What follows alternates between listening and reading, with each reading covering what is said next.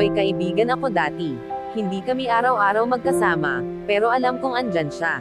Sa bawat laro, sa bawat tawa, sa bawat tahimik na gabi, siya yung unang tatawag, unang magma-message, unang magyaya ng game kahit 3 AM na.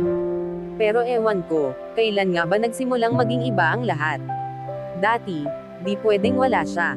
Ngayon, hindi ko na nga alam kung kumusta na siya.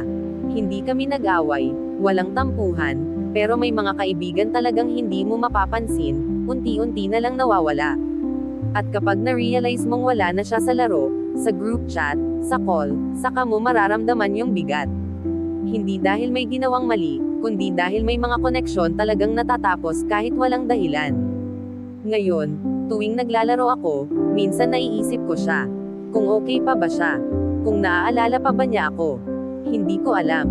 Pero sana, kahit papano, natatandaan pa rin niya yung mga araw na magka-team kami sa buhay. May kaibigan ka rin bang nawala nang hindi mo namamalayan? I-share mo ang kwento mo sa comments. Baka sakaling mabasa nila, at bumalik ang koneksyon na nawala.